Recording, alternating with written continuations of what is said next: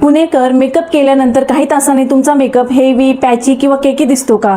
मग हा व्हिडिओ शेवटपर्यंत नक्की पहा. तुम्ही एक गोष्ट नोटीस केली आहे का? जेव्हा तुम्ही मेकअप लावता तेव्हा तुमची स्किन एकदम परफेक्ट दिसते, पण तोच मेकअप 3-4 तासांनी हेवी आणि क्रॅकी दिसायला लागतो. खरं सांगायचं तर हा स्किनचा प्रॉब्लेम नसून बहुतेक वेळा स्किन प्रेप आणि मेकअप प्रोसेसची चूक असते. मॉइश्चरायझर नंतर सिरम आणि प्रायमरचे अनेक लेअर लावल्यामुळे स्किन सॉफ्ट आणि स्लिपरी होते. त्यामुळे फाउंडेशन व्यवस्थित सेट होत नाही आणि हळूहळू मूव्ह व्हायला लागते. मग आपण कव्हरेज वाढवण्यासाठी आणखीन प्रोडक्ट वापरतो आणि या आणखीन प्रोडक्ट मुळे बेस हेवी दिसायला लागतो. दुसरी कॉमन मिस्टेक म्हणजे खूप जास्त मॅट प्रोडक्ट वापरणं, म्हणजे पावडर प्रोडक्ट वापरणं. सुरुवातीला मॅट बेस खूप क्लीन दिसतो, पण जेव्हा स्किन नॅचरल ऑइल रिलीज करते तेव्हा मेकअप ब्रेकडाऊन होऊ शकतो, क्रॅक होऊ शकतो आणि मेकअप पॅची दिसू शकतो. तर याला सोल्युशन काय? तर स्किन प्रेप एकदम सिंपल ठेवा. जेवढी गरज आहे तेवढेच प्रोडक्ट वापरा. तुमच्या स्किनला सूट होणारे बेस्ट प्रोडक्ट निवडा. पावडर फक्त मेकअप सेट करण्यासाठी वापरा, संपूर्ण चेहरा बेक करून फ्रीजी करण्यासाठी नाही. आणि एक गोष्ट नेहमी लक्षात ठेवा, गुड मेकअप म्हणजे भरपूर प्रोडक्ट वापरणं नाही, तर योग्य प्रोडक्ट योग्य पद्धतीने वापरणं आहे. जेव्हा तुमचं प्रोडक्ट सिलेक्शन स्मार्ट असतं तेव्हा तुमचा मेकअप आपोआप फ्लॉलेस होतो.